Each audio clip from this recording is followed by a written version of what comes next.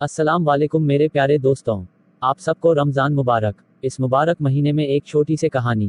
Please मेरे प्यारे भाइयों, प्लीज़ सब्सक्राइब करें, अपने भाई को सपोर्ट दीजिए। टाइटल: शैतान को कब्जे में लिया अल्लाह ने। एक बार की बात है, एक छोटे से गांव में एक बड़ा ही बदमाश शैतान रहता था। उसका नाम राक्षस था। राक्षस गांव के लोगों को परेशान करता, डरा ताना देता और उन्हें नुकसान पहुंचाता रहता। लोगों की जिंदगी में उसने खौफ और डर का माहौल बना दिया था। एक दिन लोगों ने बहुत सारी मुश्किलें और परेशानियों के बावजूद भी उम्मीद नहीं हारी। वे जानते थे कि शैतान का सामना करना कितना मुश्किल हो सकता है, लेकिन उनके दिल में एक अजीब सी उम्मीद थी। गांव के एक बुजुर्ग ने फैसला किया कि उन्हें अल्लाह की मदद मांगनी चाहिए।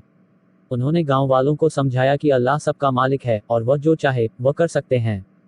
उन्होंने लोगों को धर्मपरायण और सच्चे दिल से दुआ करने के लिए कहा। गांव के लोग बुजुर्ग की बातों को मानते हुए अल्लाह से मदद की अपील की। वे मस्जिद में एकजुट होकर नमाज पढ़ी और अपनी दुआओं में इस अज्ञात बदमाश के खिलाफ मदद की गुजारिश की। अल्लाह ने उनकी दुआ सुनी और अपनी रहमत बरसाई। एक रोज राक्षस ने अपने बुरे कामों में लगने की कोशिश की, लेकिन उसके हाथों में शक्तिशाली हाथ नहीं चला।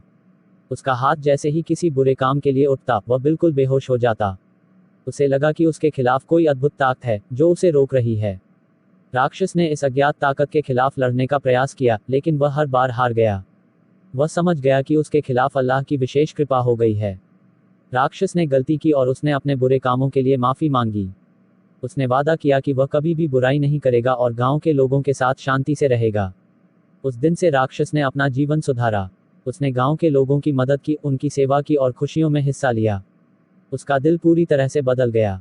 अब राक्षस की कहानी गांव में एक उत्सव और खुशियों का संचार बन गई। लोग उसे एक मिसाल के रूप में देखते थे कि जिंदगी में हर किसी को बदलने की समर्थ है, चाहे वह जितना भी बड़ा और बुरा क्यों ना हो। राक्षस का परिवर्तन लोगों के दिलों में अल्लाह की असीम रहमत का प्रतीक बन गया। उनकी इस कहानी ने लोगों को यह सिखाया कि धर्म, सच्चाई और ईमानदारी का बल हमेशा अधिक होता है। इस कहानी से हमें यह सीखने को मिलता है कि बुराई का सामना करने के लिए हमें हमेशा धैर्य और सब्र के साथ काम करना चाहिए।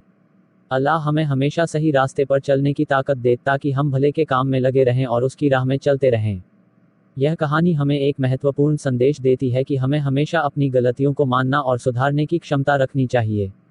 अल्लाह हमें सच्चे और नेक रास्ते पर चलने की हमेशा प्रेरित करते रहें।